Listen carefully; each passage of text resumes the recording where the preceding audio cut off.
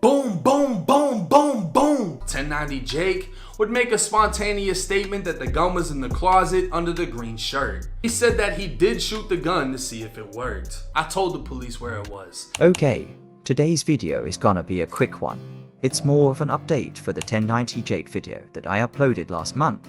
And in that video, we took a look at some of 1090 Jake's snitching allegations. But now it appears that we have to add yet another snitching accusation to the list. And this one appears to be a bit more serious than the other previous 5 snitching allegations.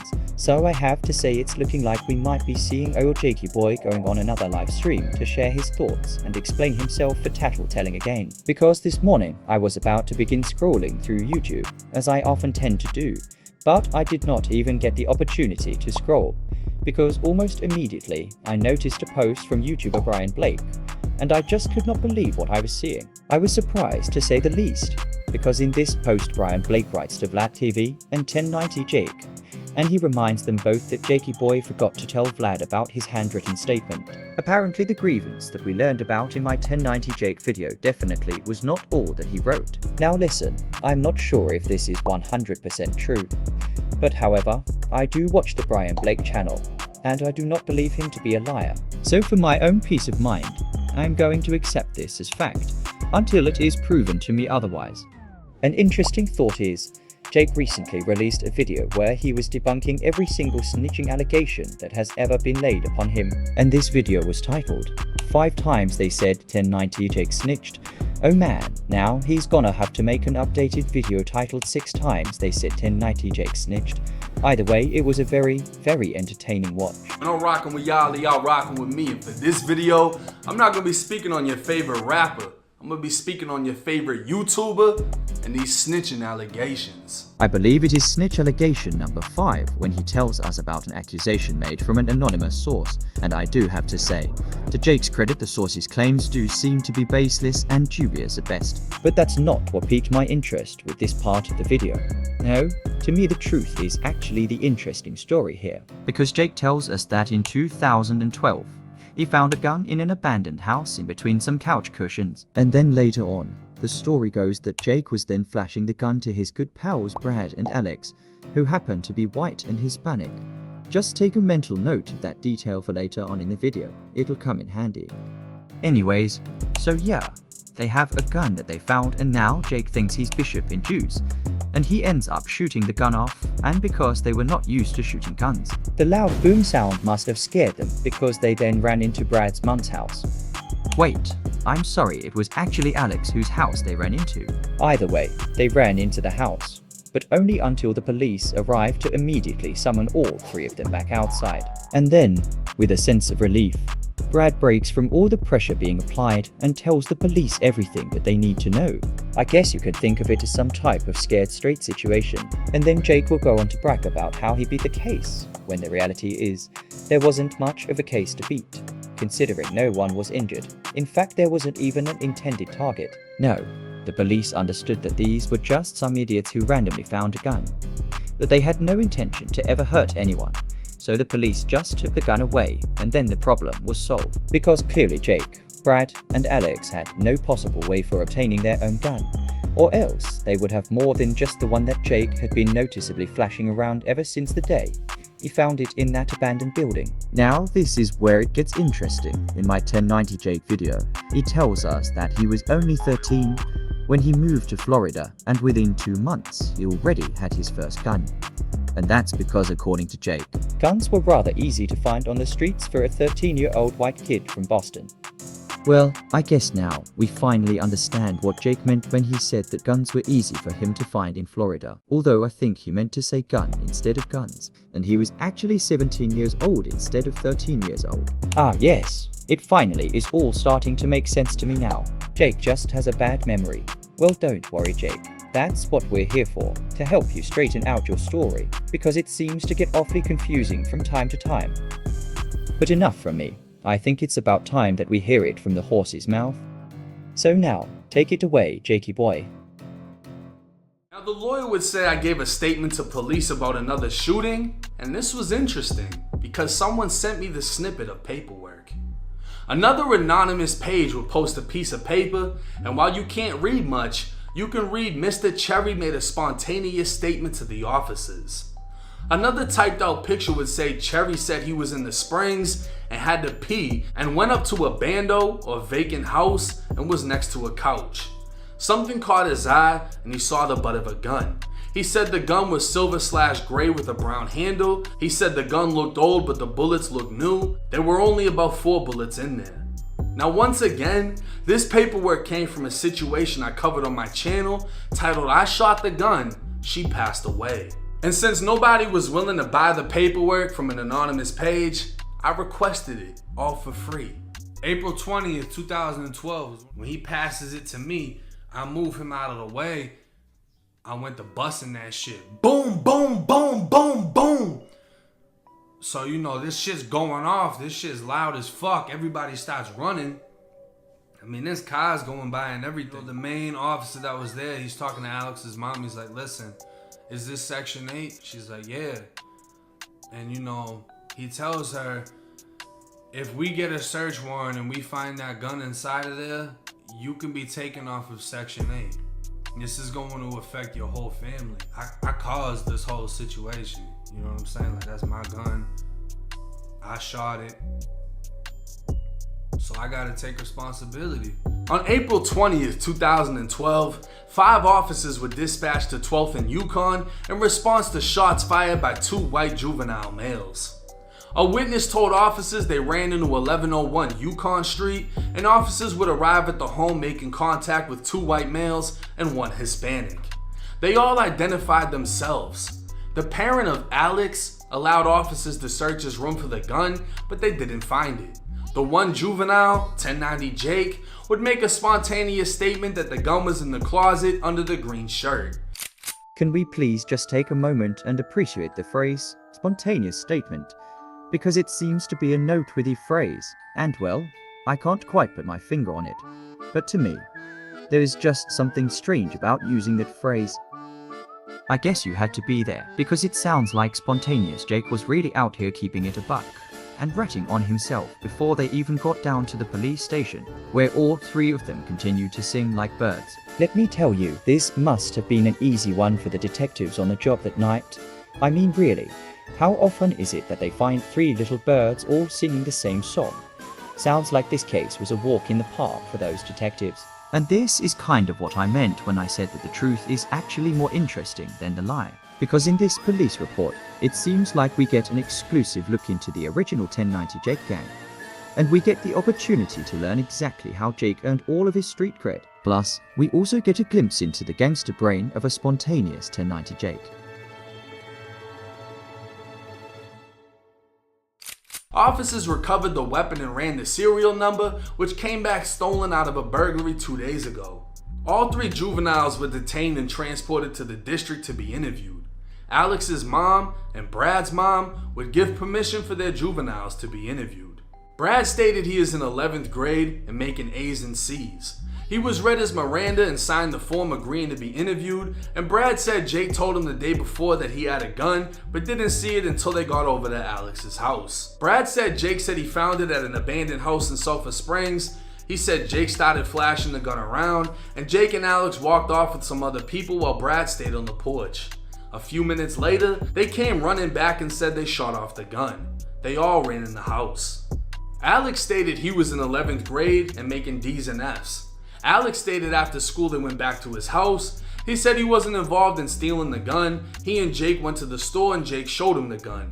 He said today was the first time he saw the gun. He said he held it but didn't fire it, and Jake told him he found it in the Sulphur Springs area. Officers attempted to contact 1090 Jake's aunt but couldn't. 1090 Jake stated he is in the 11th grade and making straight F's.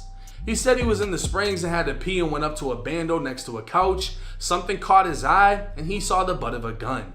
He said the gun was silver and gray with a brown handle. He said the gun looked old but the bullets looked new. There were only about 4 bullets in there.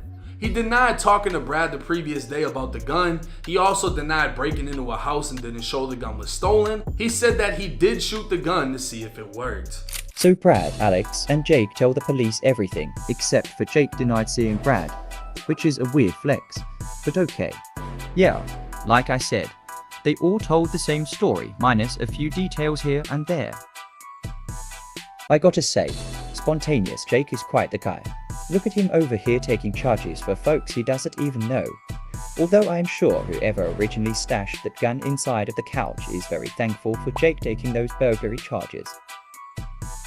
I guess in some weird twisted way, 1090 Jake really is an activist after all. And like many have said, if I was a different color, I'd be an activist. No, hold on. Actually, never mind. I take it back.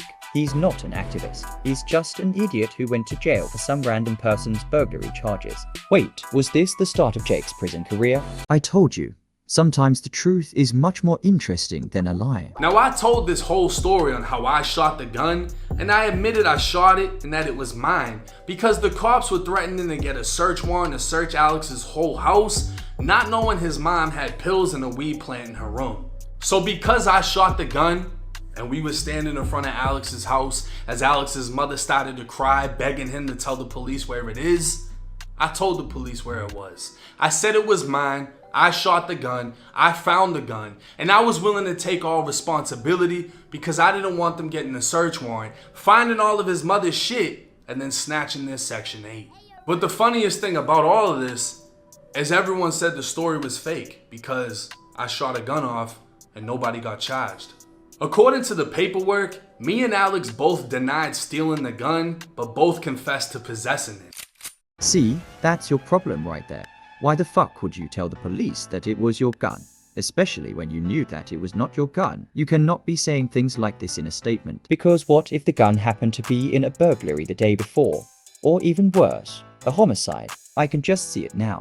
1090 Jake arrested for double homicide after being caught flashing the murder weapon around town just days after the crime was committed. He assured detectives that the murder weapon was his and no one else's, and that it was definitely him who shot the gun. It's funny. For someone who runs a snitch catching channel, you would think he would at least understand what snitching actually means. But sadly, that is not the case.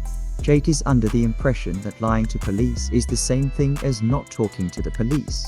I swear, this guy needs to watch a criminal lawyer reacts video and learn how to remain silent before he ends up in jail serving someone else's life sentence. No, seriously.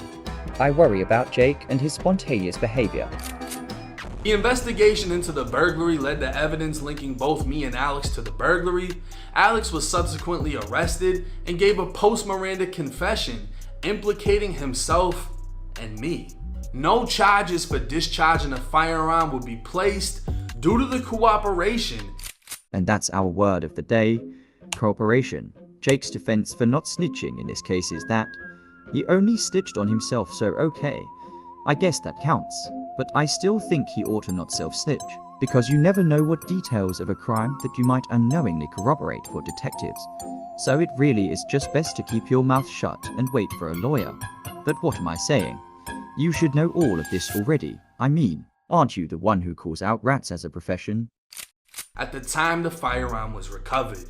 So like I said in the video, I ended up going to a program in the O. Alex ended up getting picked up at a later time. I escaped the program, got picked up in Orlando, and had warrants in Tampa, and ended up getting transferred from Orlando's juvenile facility over to Tampa's. So yeah, I told the cops where the gun was that I fired, I told them I found it, and I'm the reason nobody got booked.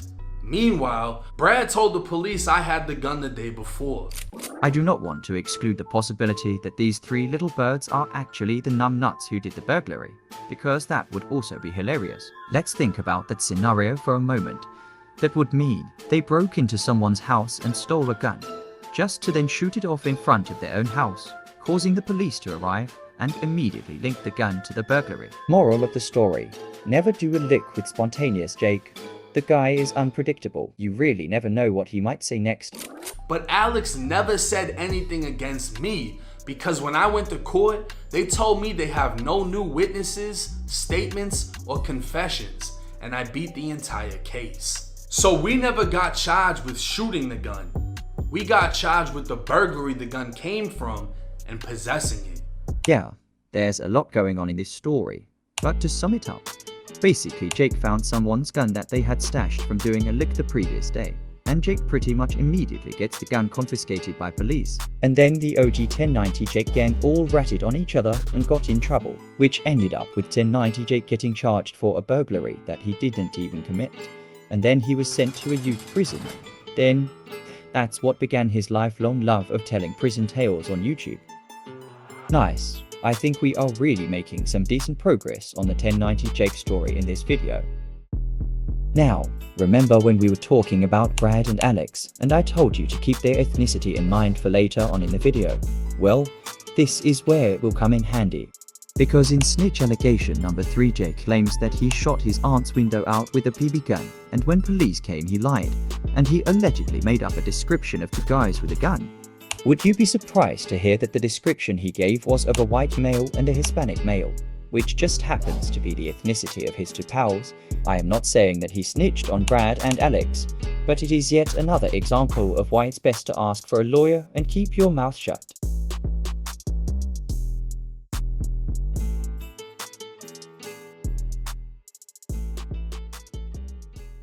This was when I shot my aunt's window out with a fucking BB gun and she called the cops.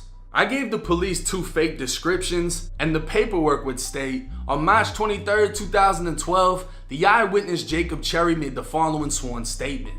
He was sitting in the living room watching television. He heard glass break in the bedroom and what sounded like a gunshot. He walked in the bedroom and saw 2 holes in the window. He looked out the window and saw 2 white teens about 13 to 14 years of age. Can you see it now? The obvious point that I'm gonna make is, he could have just simply said that he didn't see anything.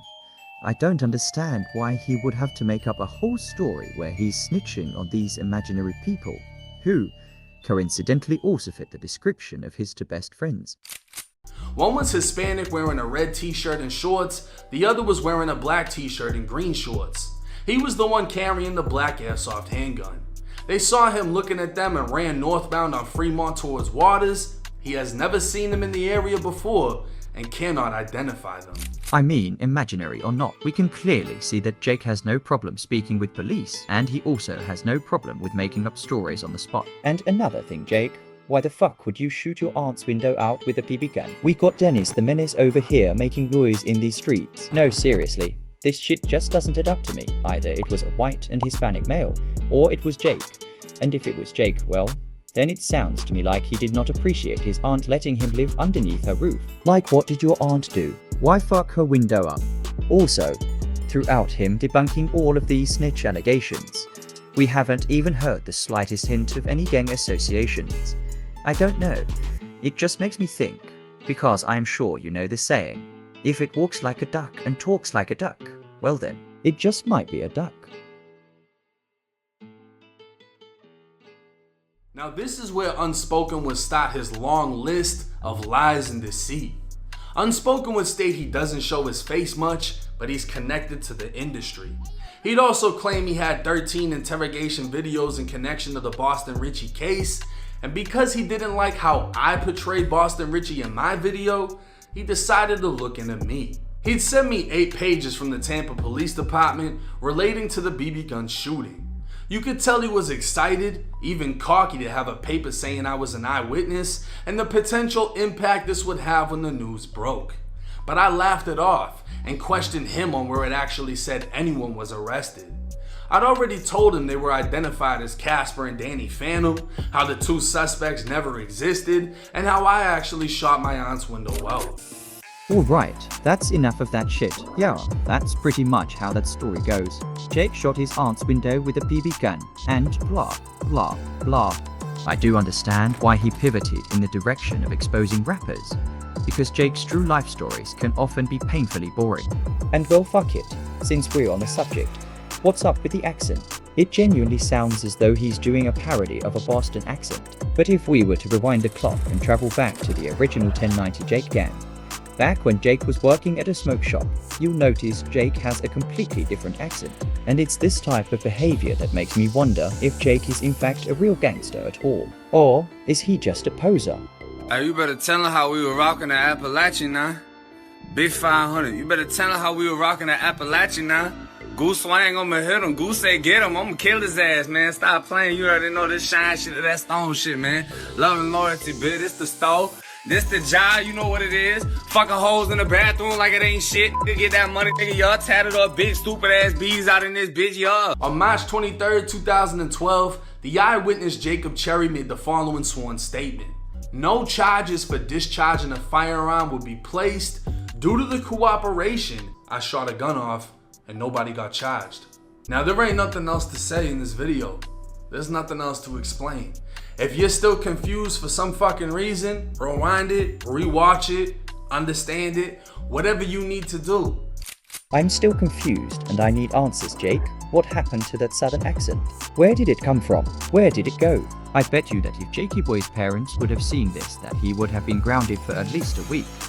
That means no more sleepovers with his pals Brad and Alex. To be honest, I kind of like the fake TI accent better.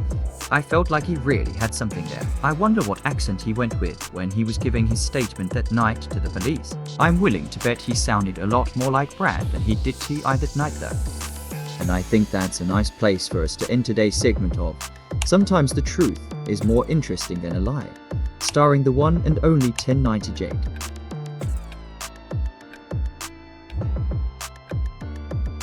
Thanks for watching. This has been Alan for now.